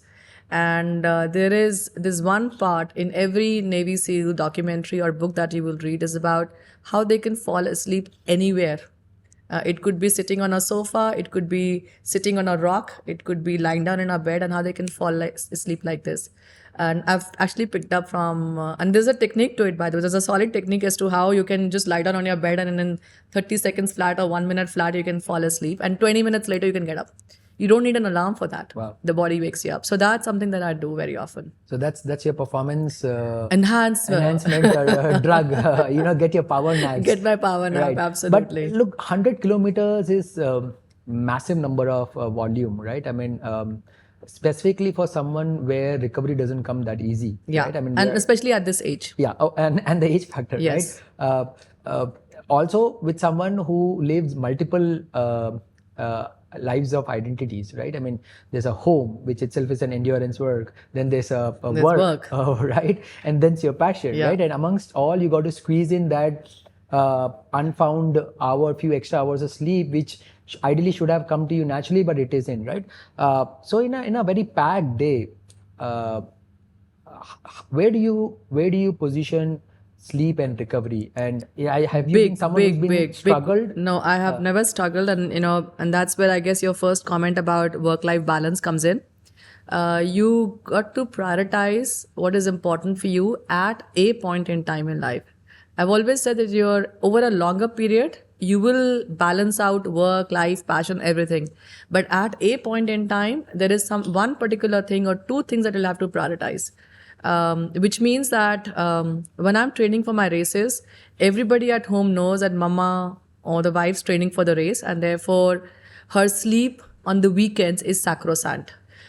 Which means if I shut the door at 3 in the afternoon, everybody knows till 4:30, till 5, or till she comes out on her own, nobody can disturb her. So I've had a very supportive family, I must say that. But it's also about making clear what your expectations are from them and why you're doing it, and to make them understand why it's important for you. So yes, sleep is important, recovery is very important, and I make sure that as I'm training for that,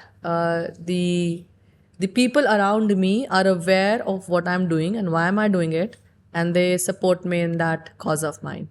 But recovery is very important. So, I talked about protein shakes. I hate protein shakes. I just don't like the flavor of it. I finally found one, by the way, which I now can, instead of gulping down, I can drink it. Yeah, I can drink it properly. But in my early years, I never used to have any protein shakes. I used to live on proteins from cheese, from paneer, cottage cheese, from nuts, from eggs. It's just recently, because of the age factor as well, that I've added protein as an extra addition to my diet. But what has been your general relationship with food and nutrition? You said you're not as much a fussy eater, but do you break down food as a system or a tool to help you replenish? Unfortunately, I don't. Oh, okay. I don't. You're not very picky about your nutrition? No, I don't. Other than the fact that I increase my protein intake in the training season. Other than that, and I moderate the alcohol, sweets, and everything else. I eat whatever I want to eat. Yeah. But what about, so I was reading, what about the 100-day no sugar? Are you still on the Yeah, streak? no. That was something that I did long back. So I did so Tanveer does this whole 100-day running thing, which I did as well one particular year. And then he added another element to it saying 100-day no sugar. I did do that very, very diligently for those 100 days no sugar. Well, I cannot say technically no sugar, technically no processed sugar.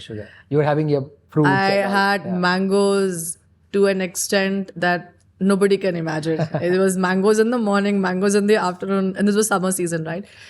So I've done some of those things. I've tried to experiment with intermittent fasting. It's not worked for me. I don't know why.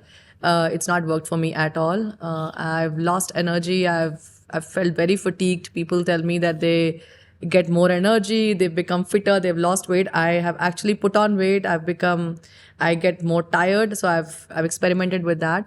And I've realized none of these things work for me. So as long as I'm moderate in what I'm taking, I'm conscious about not overindulging. And during the training season, taking care of a few of these things, I'm good. Yeah. I have a good metabolism, and that's helped me. I think it's very important also for people to know that this is a topic which is very individualistic and very personal, right? Yeah, whatever works for one may not work for the other. I'm also kind of lucky in the sense, since I've taken up to running, I've had a decent metabolism. So even if I gulp an entire one biryani, I can burn out the next day. You can burn it out the next day, absolutely. But that might not be a case for someone else. Yeah, right? So true. So it cannot be a template that, look, you do eat a biryani and you can go back to your normal. You can't, right? So like you said, in your case, something might have worked and some things are not worked. That doesn't mean that the same thing should be an equally, applicable. You have to find what works for you. Yeah. As I said, I've got friends who swear by intermittent fasting. Yeah. I've experimented twice. Both times I gave up after maybe the first time I did try it for 2 weeks. I said, let me at least give it 2 weeks. I can't just depend on the results of the first week. 3 weeks. And the second time I tried after a week, I said it is not. The cravings are just too much. I just cannot live with it. Yeah, well, I think what's also very important, I often say, is that don't look for that quick fix answer, that's the other thing. Yeah, it's important that the topic is very important. Consistency is very important. Yeah. You got to figure it out, just like you figure out your exercise regime or anything else. You got to figure it out. You can't ignore it. And then kind of keep it at it for a longer time to see the adaptation. Yeah. You can't get those adaptations in 7-8 days and you figure out it's working or not. It's not working. You got to figure that out. Yeah. Right? So physical nutrition, the third part, which is also a kind of not well discussed or underrated, is the mental health part, right? You spoke a bit about visualization. That's mostly during the race. Now, the training part, life, it's very strenuous, right? And there are moments, just like anything in life, you just don't feel like doing it. But you still, if you're training, you have to get out and do it.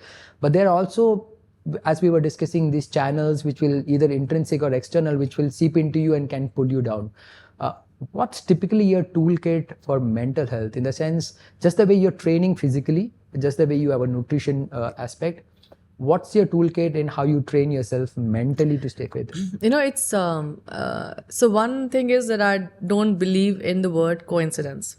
Okay? I believe that whatever happens in your life happens for a reason.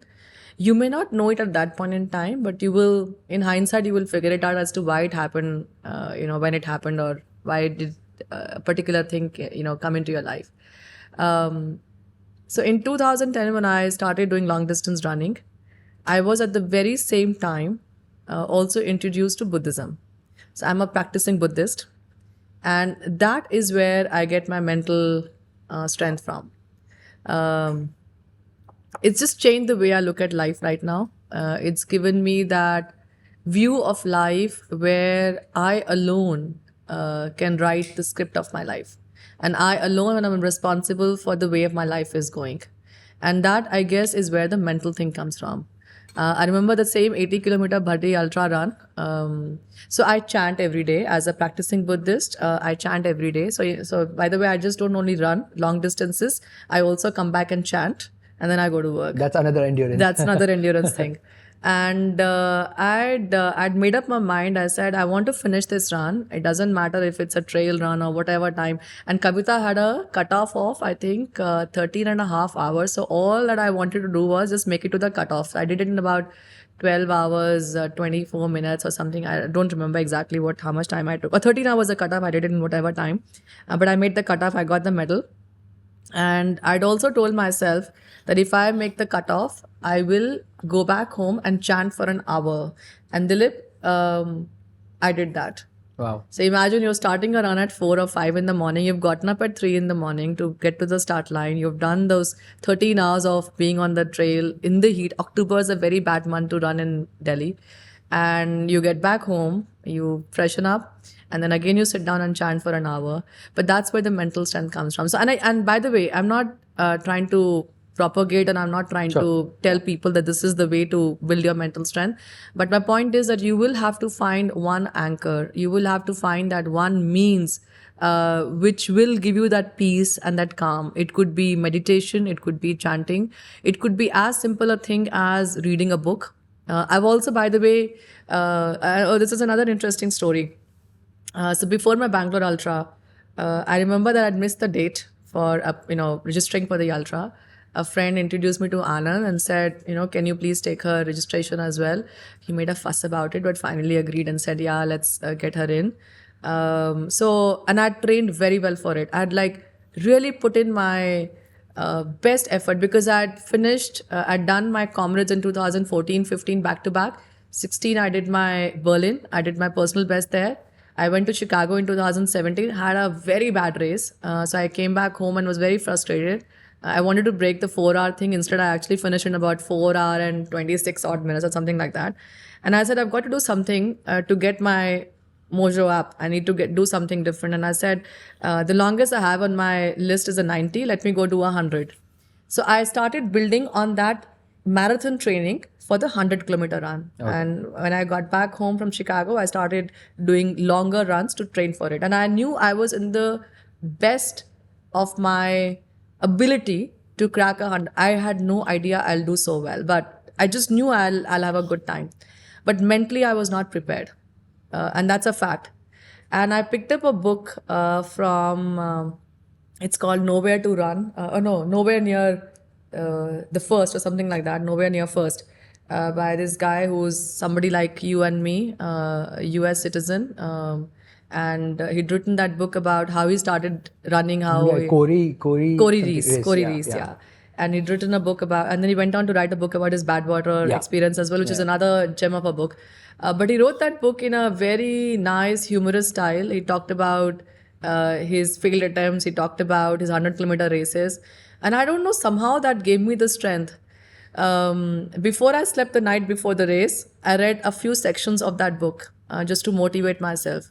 And the rest is history, as they say. So it could be anything. It could be watching. I watch a lot of videos, and thankfully there are just so many vlogs that you can get these days on YouTube. People who are vlogging as they're running these really very difficult races. And when you see them out there running and recording and what they're experiencing at that time, that can motivate you. So it could be anything which can give you that mental strength. It could be a video, it could be a book, it could be your own spiritual practice that you are used to. You have to find that thing for yourself. Yeah. No, yeah, I think it's very important because we often get, very overwhelmed by these aspects which someone say they do this to run fast, do this to perform super high. But these are very underrated aspects which we ignore, but that's the most valuable aspect, right? I mean, just taking a pause, that and manifestation exactly. of why you're doing this, right? And just to go back, and for me, for example, what has often worked is for the week leading up to the race, which is the tapering phase, I would just go back and read back all my training journals. Yeah. Right? It's nothing to feel proud of, but it's No, it gives you the essentially- confidence, Yes, Dilip, because yes. you've done it and you kind of thrive on your earlier successes to say, Yes. if I've done this before, I can do it again. Absolutely. Like you were saying, I mean, when I started a base build, my pace was almost this. Yeah. And 16 Look where weeks I've down, reached, look yeah. where I mean, that's progress for me. Yes. The progress is essentially not how far I am from my goal, but Yeah. progress is where I started and where I've reached. Absolutely, And yeah. that actually gives you the kick to say that, okay, I mean, you've come so far. Now it's just about showing up to the start line and just getting the work done. Absolutely, Because that yeah. race is essentially a celebration of all your training. All the efforts. Oh, yeah. All the training that Right? you've done so far. So I think, yeah, that's super important. So No, but as I said, everyone has to find their own way to have that mental strength, Yeah. to have that motivation to keep going, and that motivation can come from anywhere. You can just sit down with somebody, a fellow runner, somebody that you admire, somebody that inspires you, and have a chat, and next day you're like yeah. all set to go. Yeah. So tell me, changing gears. So you've written that behind every woman who finishes an ultra race, there are few good men who are supporting her. So who are these few good men in your life?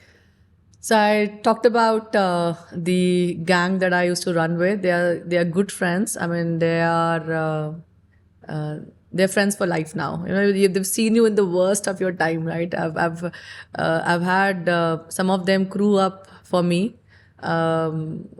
where I don't think even whether they remember or not, but I've given them the choices, used the choices of the words to tell them what are they doing here and what am I doing here. But they've seen me in the worst of my time. So these people, as I said, their entire gang from Delhi, Gurgaon, who supported me all along, that's one. I would give credit to my husband as well. Initially, he was intrigued. He was also worried as to why is this girl going out at 5 in the morning and running with this bunch of men early morning, and what does she do there? But he realized that it's something that I love doing, and he realized that it's something that gives me that high, and I'm a different person when I come back from a run. So I must give him credit. I travel on the weekends for the races. He's taken care of things at home, with the kids. I must also give credit to my boys as well.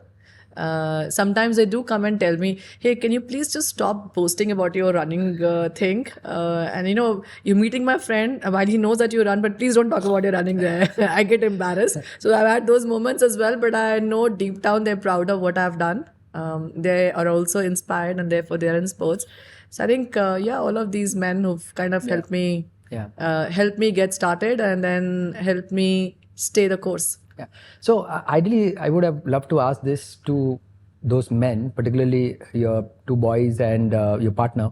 But for specifically for women out there who is trying to pursue that other side of theirs, could be endurance, could be arts, could be music, anything, right? And you seem to have actually some things have worked for you so long because you're continuing to do that, right? So these men have really figured out something good in their life and probably have a template.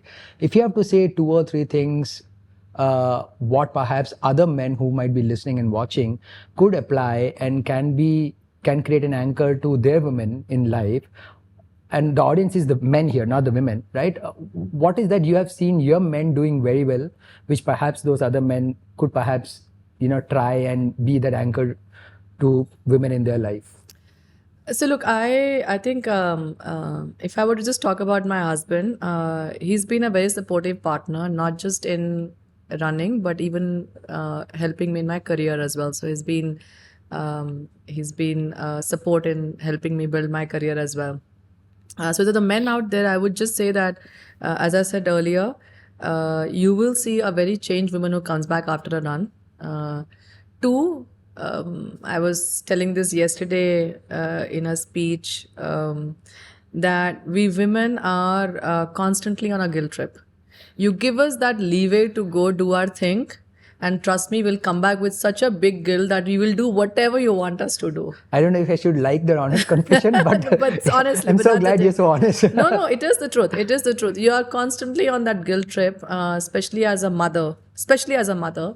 And if the family gives them that time to go do their own stuff, you will see that The negative side, that you kind of go on that guilt trip and say, hey, let me make up for the time that I was away from home.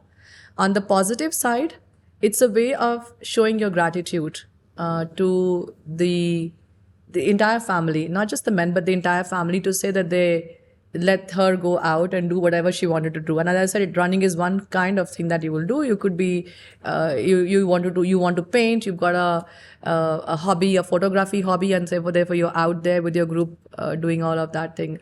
So I think that's the second thing I would say that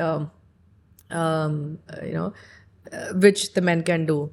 And the third thing I can say is that once you have that big hanger hanging in your living room or your lounge, where the medals are all hanging and there are people, their guests who are visiting you, you can take the credit for those medals along with the person who's got those medals. Yeah. No, that's nice. I mean, and I ask this in particular because it's very, I often have found that it's very easy to give tips and advice to women, but I find that's probably just 10% of the work done, because we still have to accept that no matter how liberal we have and evolved as a society, that anchor and the support is still coming from that other gender, right? And it could be your partner, it could be your kids, or it could be your parents, in-laws, whoever, right? In the entire family, right? Absolutely. So if they understand that, look, if someone has actually kind of reached at certain level with ABC multiple identities, and what seemed to have worked, and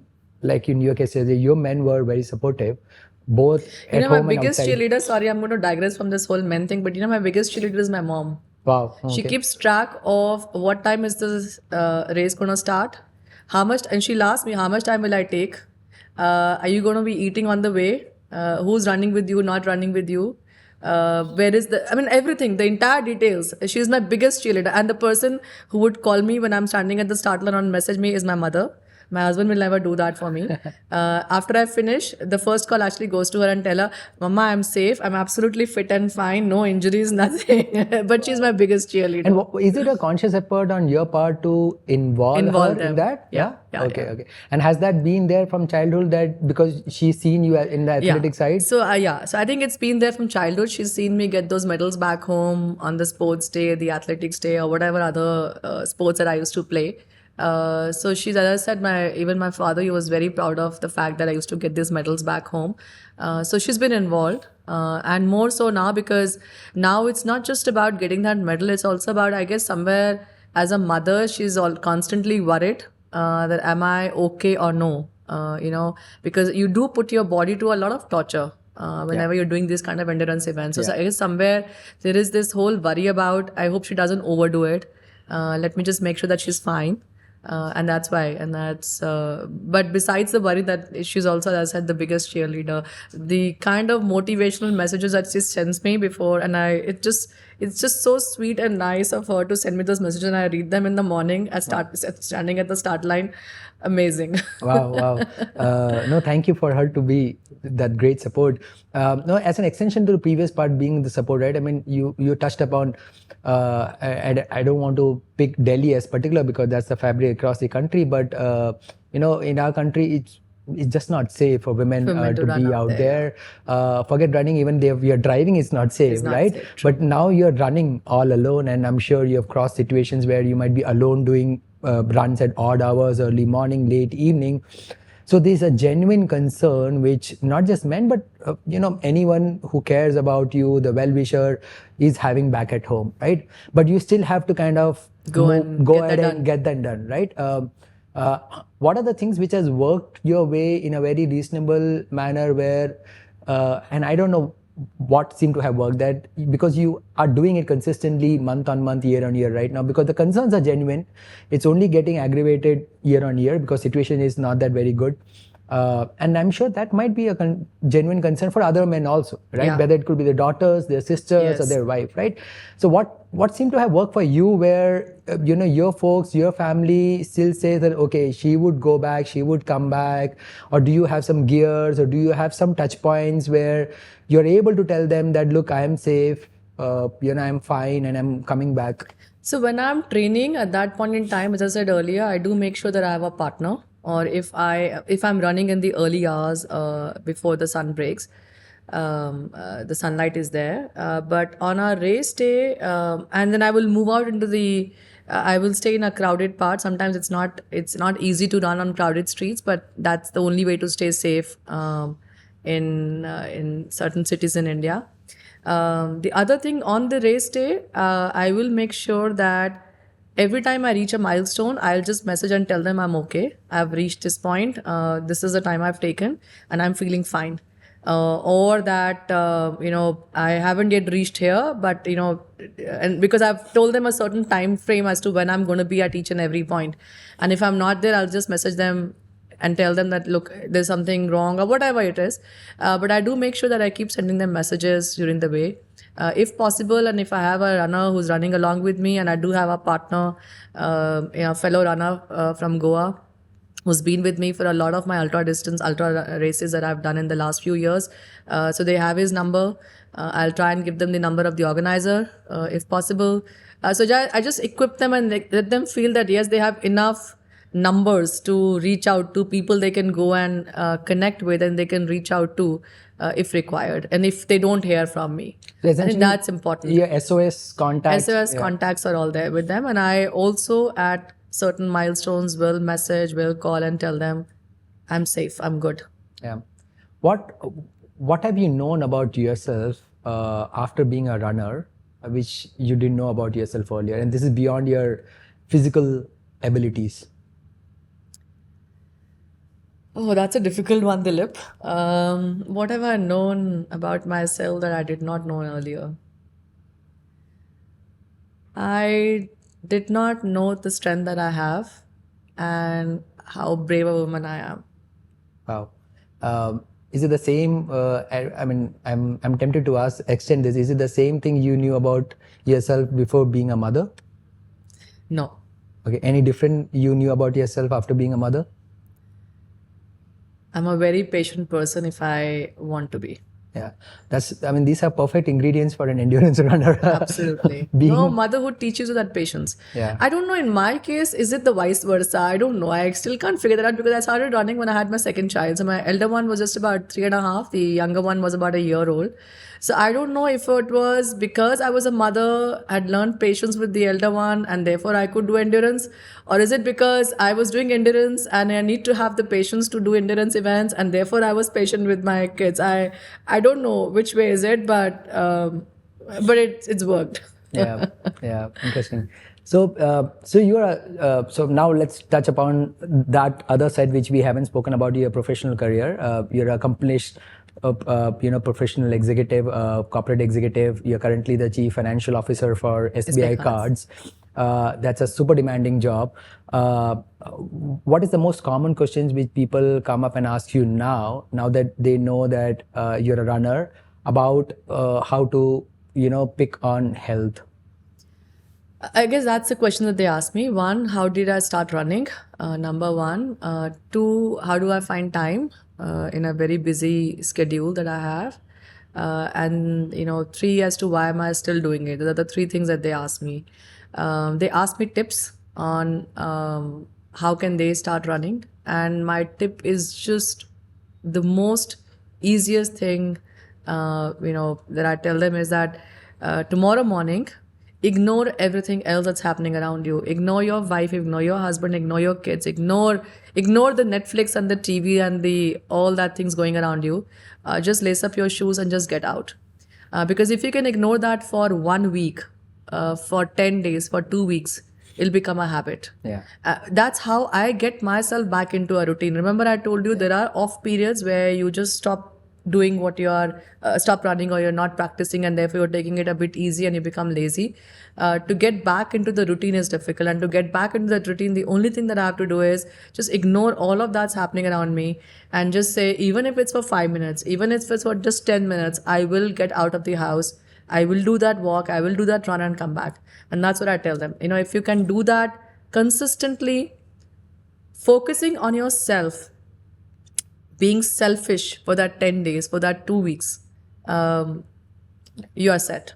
Is there anything beyond running and chanting which has been the most impactful habit you have incorporated, which has changed the trajectory of your life, being a healthy person? I would say reading books and watching videos, as I said earlier. I think those two have helped me quite a lot.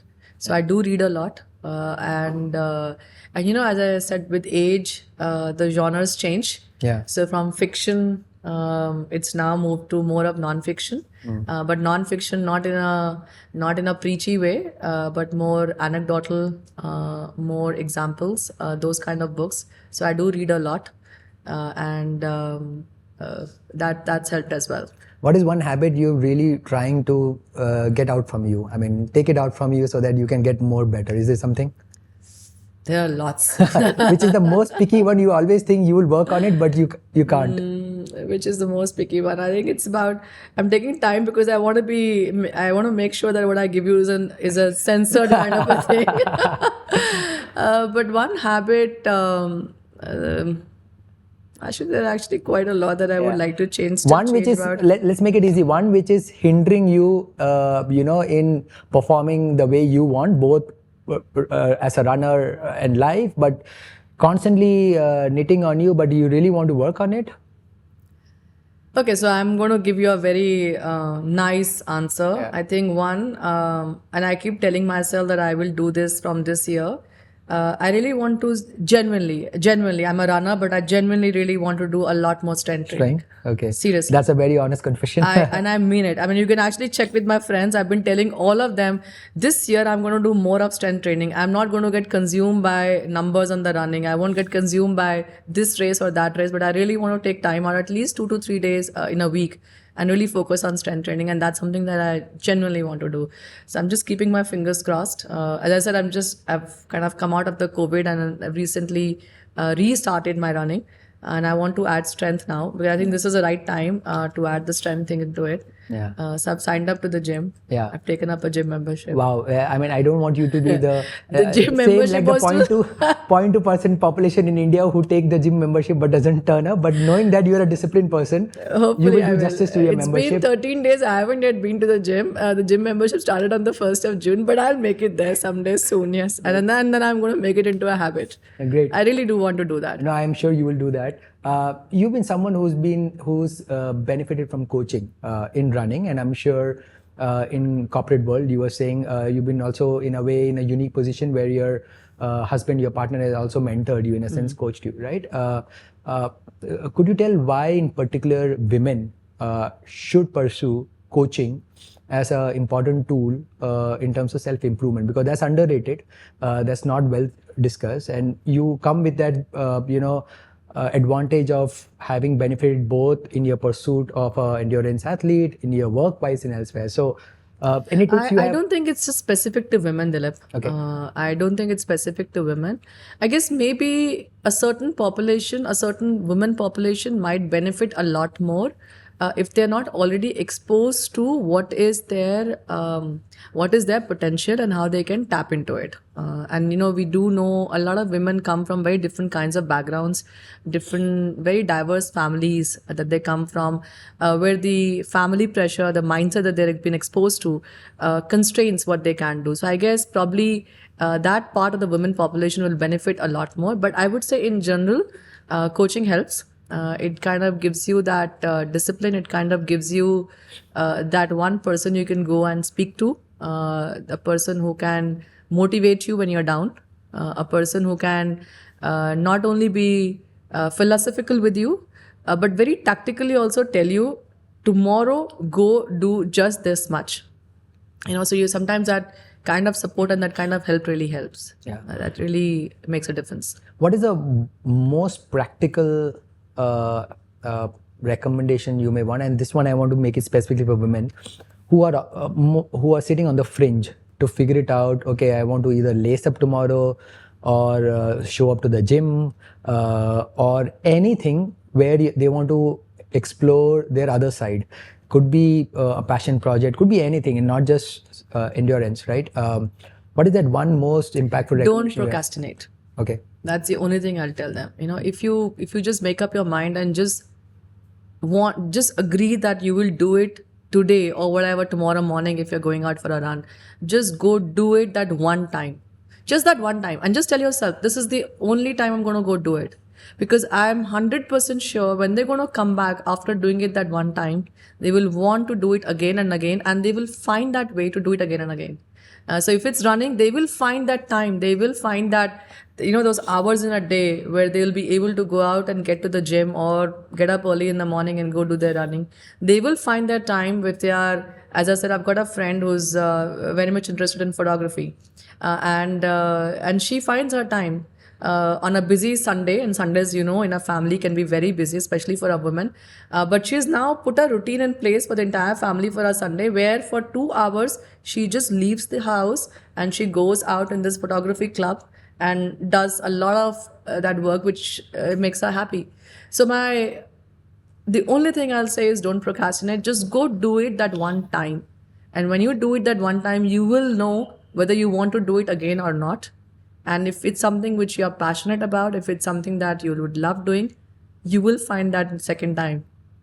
You will find a way to do it the second time as well. Yeah, I want to put you on a spot now. Is SBI, do you think, is the fittest public sector company right now? No comments on that. No. But considering that everyone knows you're a runner, do you have a culture in the company where people do anything about fitness or anything in general? I'm hoping I'm able to inspire and motivate a few of them to take up running. I've recently joined the company about 8 months back. In these 8 months, I've had a lot of people who've come up and told me that they would like to take up running as well. How do they start running? It's, kind of question that you were asking me about earlier. And I do hope that the next event that we have in the city, I can actually get a few of them to come and join me for that run and be there with me. Excellent. What's next on your bucket list? What's endurance? I DNF'd a 100-miler, as I told you. That's the one. It's an unfinished business. Monkey. I want to take that monkey off my back. 100-miler. Have you zeroed down any race? Yeah, it's the same one that I DNF'd. So it's a race that happens from Jaisalmer to Longewal. Okay. It happens in the month of December, in the first Sunday of December. I want to train well for it and not make the mistake that I made last time in terms of messing up my nutrition and get that medal. Excellent. If there is anyone in from history, let's say someone non-living, you would love to go and do a run with, and maybe a very favorite location, who would that person be, and where would you want to do a run? So my favorite location would be somewhere in Europe. Okay. And it's a beautiful place. The Alps are a beautiful place to go run, and actually they've made it very easy as well because it's well tracked. There are enough what they called as refugees to go and if you have to spend the night also or take some rest, etc. So I think that's the place. And I'm, by the way, planning a hiking trip with my sisters there. So hopefully maybe this year, if not this year, next year for sure, I would like to go and do that hiking trip. Who would I want to do that? Look, I was able to kind of quickly tell you where I want to do it, but who do I want to do it with? Yeah, I mean, anyone from history. I'm sure you read a lot, you watch a lot. Is there someone which comes to your mind? Or maybe, let's say, make it easy, someone living. Someone living. Not necessarily they have to be a runner, but you love to spend a run with it. I know that, but there's nobody that comes to my mind, honestly. No? I think I would be happy doing it alone. It was very hard to keep up with you on the endurance. No, it's not that. It's just that I love myself. I love my company now. No. I love this conversation, Rashmi. It's been a pleasure. Thank you very much. Knowing that other side of yours, I think, like I said in the beginning, most of it, what I wanted to know was my curiosity. It's very hard for me to come to ask you out to, and I dread that you may ask me to come do a 40 kilometer or 60 kilometers, which I only do once in a year. But it's been such a pleasure. You got me at the right time. I'm off running right now, Dilip. Of course. So you got me at the right time. To everyone who's listening and watching, if there's something they want to, get to Rashmi, look out for an off-season calendar, which is usually this time, the early part of the year. Yeah. But it's such a pleasure to know so that unique identity of yours. Thank you very much. It was a pleasure. Absolutely. Yeah, and I really hope people watching, listening have gotten some cues, and that would make them go out and explore the other side. And I really want to come back and sit with you after your Jaisalmer 100 miler yes, absolutely. debut, and then unpack a lot of those demons and wish you all the best for Thank the you so upcoming much. races. Thank you so much, Dilip. Thanks a lot. Pleasure it was. Thank you, Rashmi. That's it. That was a long conversation with Rashmi. I hope you enjoyed listening or watching it as much as I did talking to her. If you have any feedback for me, please reach out to me. You can leave a comment on YouTube or send me an email. I'm also accessible via Twitter or LinkedIn. Thank you for listening to this entire conversation. Please don't forget to subscribe to this channel. It would mean a lot to me. Thank you.